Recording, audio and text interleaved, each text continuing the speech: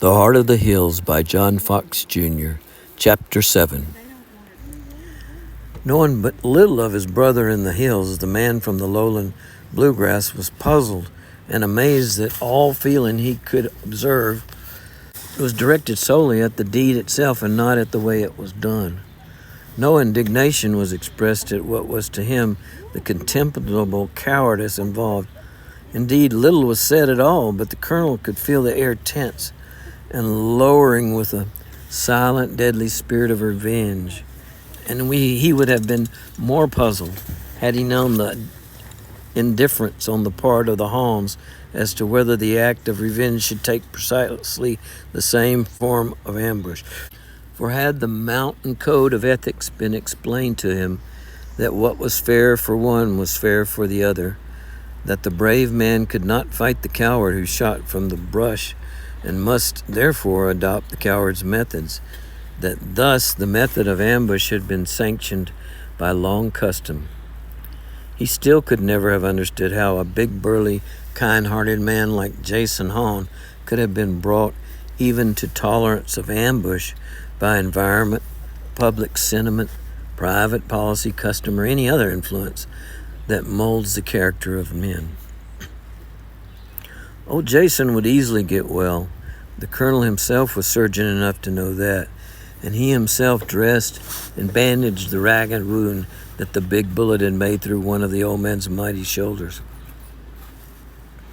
At his elbow all the time, helping, stood little Jason, and not once did the boy speak, nor did the line of his clenched lips alter, nor did the deadly look in his smoldering eyes change.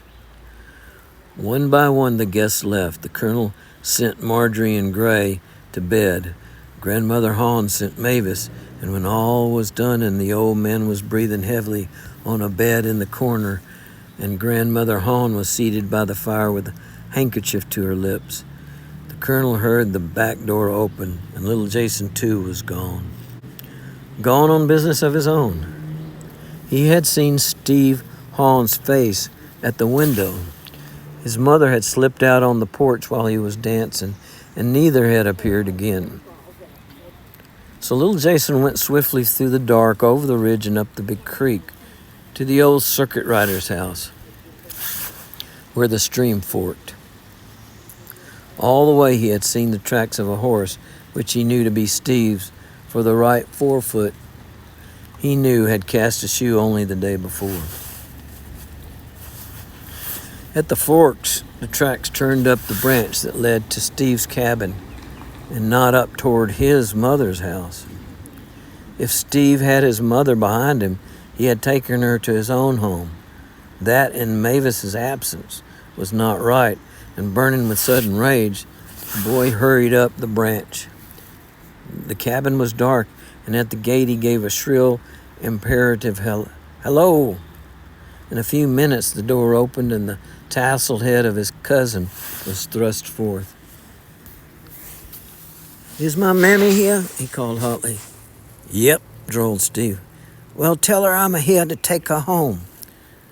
There was no sound from within. "Well, she ain't a-going home," Steve drawled.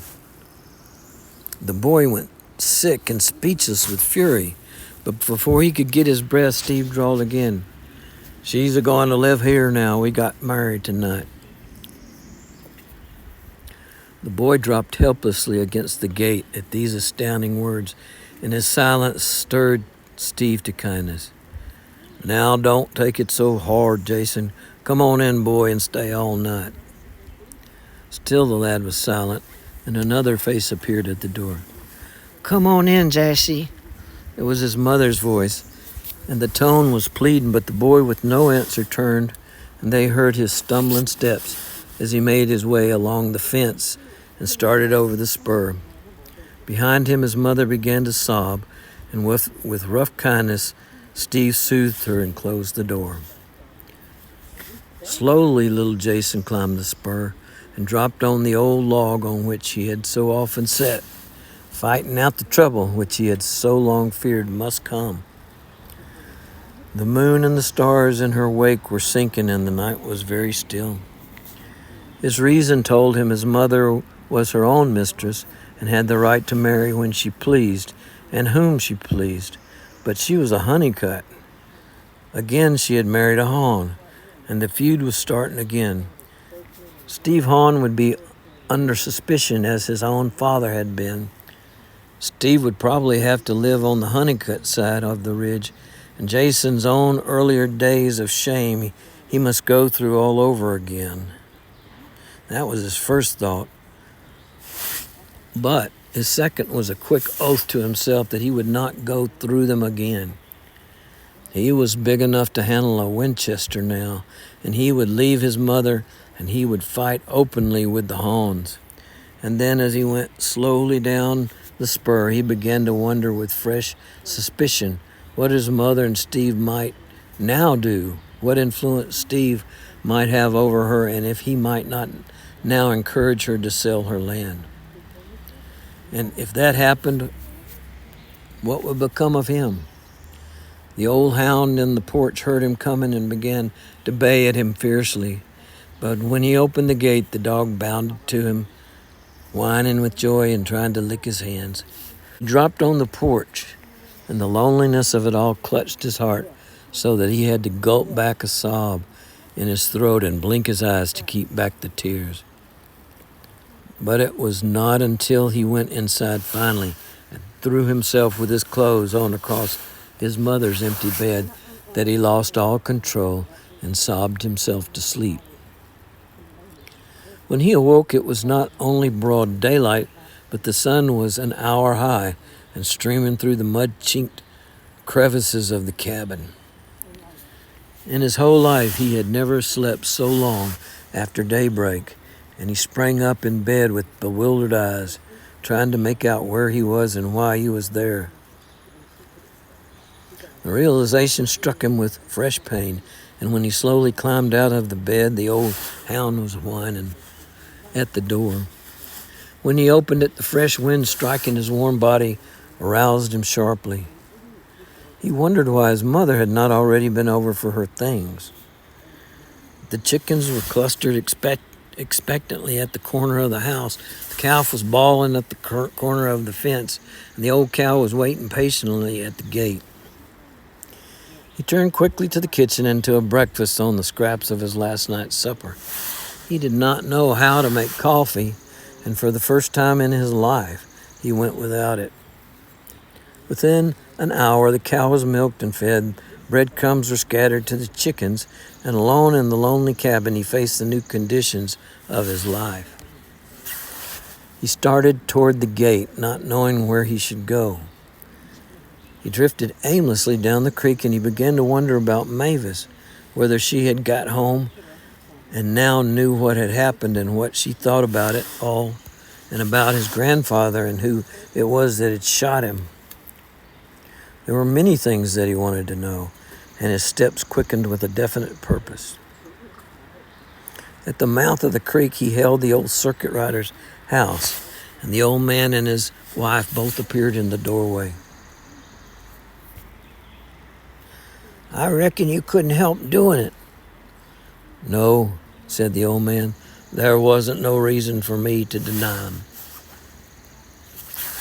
He looked confused, and the old woman gulped, for both were wondering how much the lad knew. "How's Grandpap?" "Right poorly, I heard," said the old woman. "The doctor's there, and he said that if the bullet had gone a little further down yet, would have killed him." "Where's Mavis?" Again, the two old people looked confused, for it was plain that Jason did not know all that had happened. "I ain't seen her, but somebody said she went by here on her way home about an hour ago. I was thinking about going up there right now." The boy's eyes were shifting now from one to the other, and he broke in abruptly. "What's the matter?" The old man's lips tightened. "Jason, she's up there alone. Your mammy and Steve have run away."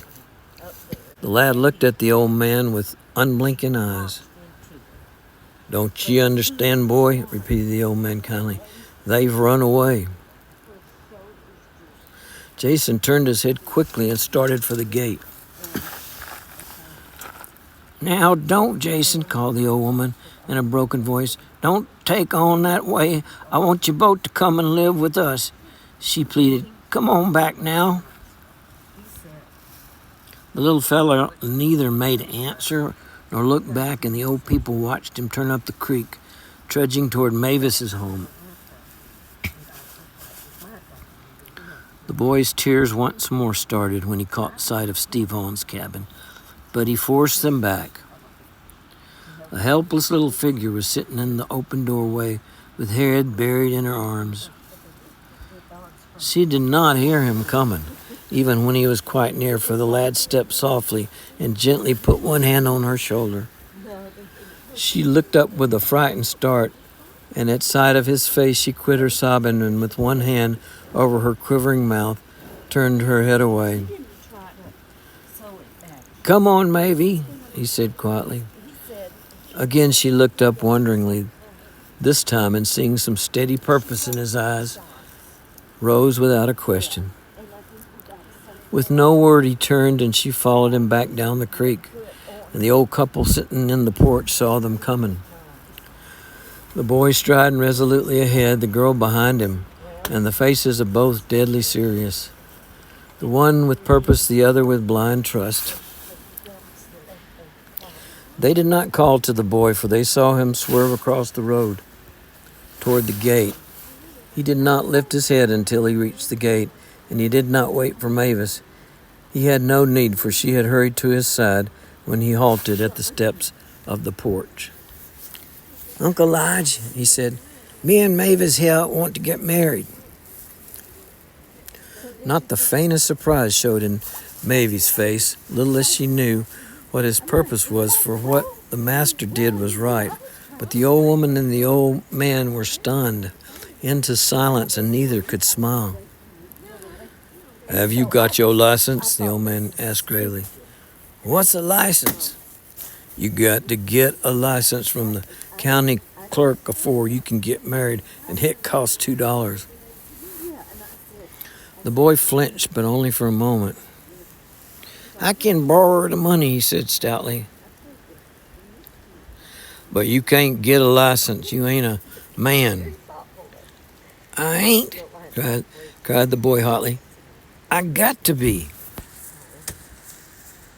Come in here, Jason, said the old man, for it was time to leave off evasion, and he led the lad into the house, while Mavis, with the old woman's arms around her, waited in the porch.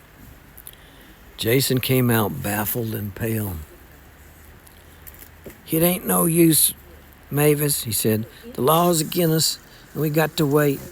They've run away, and they've both sold out on your daddy left word that he was going to send for you whenever he got whatever he was going. Jason waited, and he did not have to wait long. I ain't going to leave you, she flashed. End of chapter 7.